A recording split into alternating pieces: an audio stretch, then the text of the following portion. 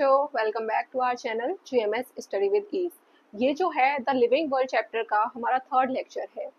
Living world class 11th का पहला chapter है बायोलॉजी का। तो उसके प्रीवियस हम दो लेक्चर्स अपलोड कर चुके हैं जिसमें हमने द लिविंग और क्लासिफिकेशन की क्या ज़रूरत है इन सबको एक्सप्लेन किया हुआ है। ये जो थर्ड लेक्चर है इसमें हम द लिविंग वर्ल्ड चैप्टर के फर्दर जो कॉन्सेप्ट्स हैं जैसे सिस्टमैटिक्स क्या है, टेक्सोनॉमी क्या है, उन सबको एक्सप्लेन करने वाले हैं। उन सबको हम क्लियरली समझने वाले हैं सिंपल लैंग्वेज पे। तो चलिए स्टार्ट करते हैं। तो आज का हमारा सबसे पहला जो टॉपिक है वो है सिस्टमैटिक्स। तो जो सिस्टमैटिक्स है ये हमारा नीट का एक प्रीवियस ईयर क्वेश्चन है कि सिस्टमैटिक टर्म जो है वो किस लैंग्वेज से आया है। It belongs to Latin language और ग्रीक। तो सिस्टमैटिक जो टर्म है वो ग्रीक लैंग्वेज से आया है। ग्रीक लैंग्वेज का एक टर्म है जिसे कहा जाता है सिस्टेमा। इस सिस्टेमा का मतलब होता है ऑर्डर या सीक्वेंस, मतलब किसी भी चीज को सीक्वेंशियल वे में लगाना, इसे हम कहते हैं सिस्टमैटिक्स। अब ये जो टर्म है वो दिया था लीनियस ने। किसने दिया है बेटा? लीनियस ने। और इन्होंने अपनी एक बुक थी जिसे कहा था सिस्टेमा नेचुरी।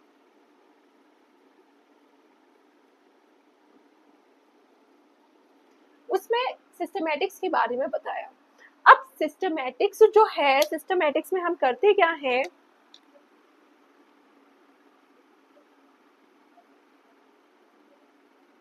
सिस्टमैटिक्स में बेटा हम टेक्सोनॉमी,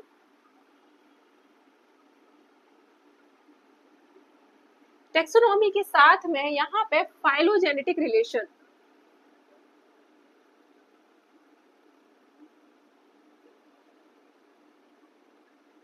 मतलब सिस्टमैटिक साइंस की वो ब्रांच है जिसमें हम टेक्सोनॉमिक, मतलब टेक्सोनॉमी का मतलब है टेक्सिस अरेंजमेंट, और फाइलोजेनेटिक रिलेशन का मतलब होता है कि एक जो ऑर्गेनिज्म है उसके जो एंसेस्टर्स थे, मतलब मान लीजिए कि हम लोग हैं तो हमारे जो एंसेस्टर रहे थे उनसे हमारे किस तरीके से रिलेशंस है। तो सिस्टमैटिक्स हमें क्या बताता है, टेक्सोनॉमी और फाइलोजेनेटिक्स के बारे में जो है इंफॉर्मेशन है, उन दोनों को कंबाइनली हम सिस्टमैटिक्स कहते हैं। अब ये जो सिस्टमैटिक्स है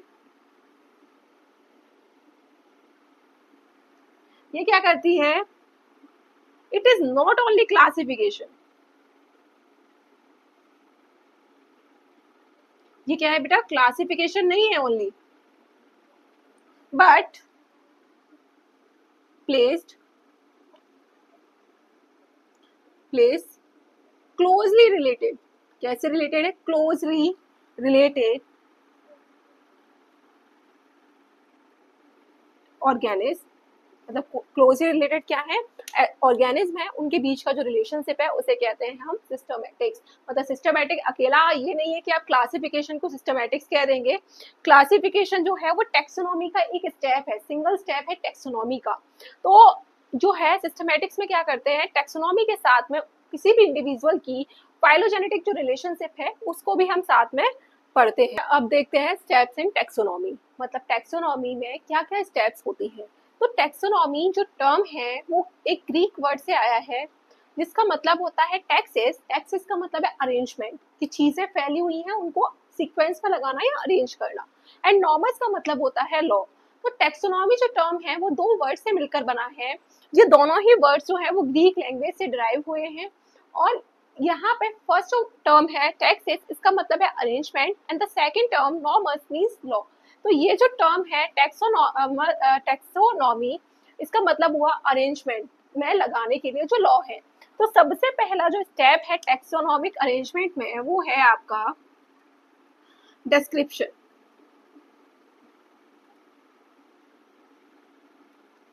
या फिर करेक्टराइजेशन।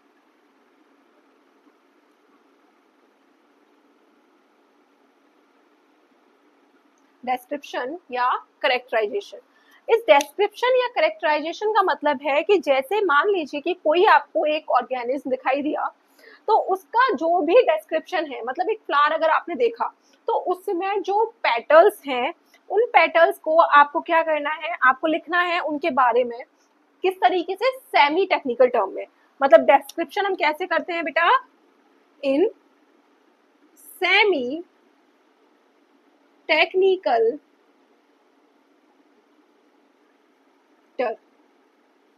किसमें किया है बेटा? सेमी टेक्निकल टर्म में। अब सेकंड जो स्टेप है वो है हमारी आइडेंटिफिकेशन।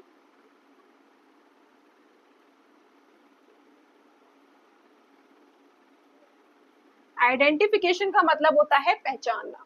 तो जैसे ही हमने क्या किया, करेक्टर जान लिए। जैसे मान लो कि एक फ्लावर में हमारी 5 पेटल्स हैं, तो उसको हम क्या 5 पेटल्स नहीं लिखेंगे, उसको लिखेंगे हम पेंटामेरस फ्लावर।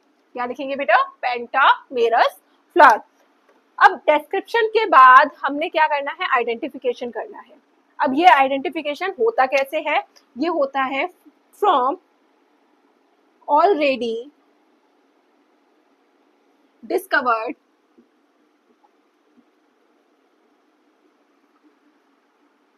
इंफॉर्मेशन। कहाँ से होता है बेटा? जो पहले से जो इंफॉर्मेशन ली जा चुकी है उससे हमें क्या करना है? उसका आइडेंटिफिकेशन करना है।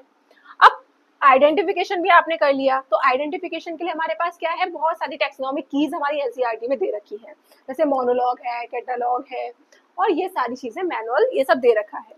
अब थर्ड जो स्टेप है दैट इज क्लासिफिकेशन। अच्छा, क्लासिफिकेशन हम पहले पढ़ चुके हैं। क्लासिफिकेशन क्या होता है? क्लासिफिकेशन का मतलब है कि जो भी ऑर्गेनिज्म है उसको क्लासिफाई करना on the basis of resemblance. मतलब क्या करना है? Classify organism on the basis of common characters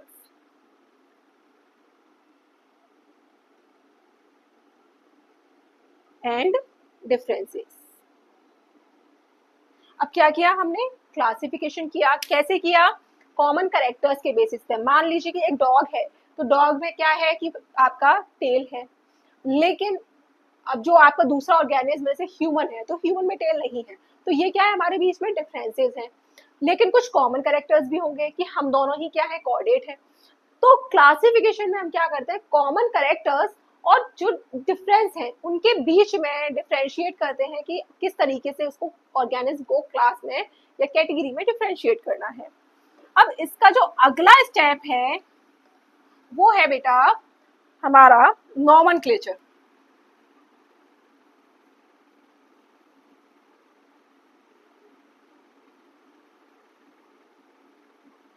nomenclature का मतलब होता है इट इज अ प्रोसेस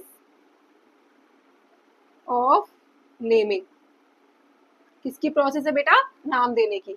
अब कैसा नाम? Scientific name. तो ये जो नॉमेनक्लेचर है वो डन होता है after classification. Done after classification. कैसे करते हैं बेटा? क्लासिफिकेशन के बाद करते हैं। तो ये जो टैक्सोनॉमी है, टैक्सोनॉमी में हमारी 4 स्टेप होती हैं। सबसे पहली है, आप कोई भी ऑर्गेनिज्म अगर आपको दिखाई दिया तो आप क्या करोगे? उसका आइडेंटिफिकेशन करो, सॉरी उसका करेक्टराइजेशन करोगे। मतलब आप देखोगे कि क्या क्या करेक्टर्स इसके पास है। अब वो जो करेक्टर्स हैं उनको आप अपनी बुक में या नोटबुक में सेमी टेक्निकल टर्म में नोट डाउन करेंगे। अब नोट डाउन करने के बाद क्या करोगे? नोट डाउन करने के बाद हम करेंगे आइडेंटिफिकेशन।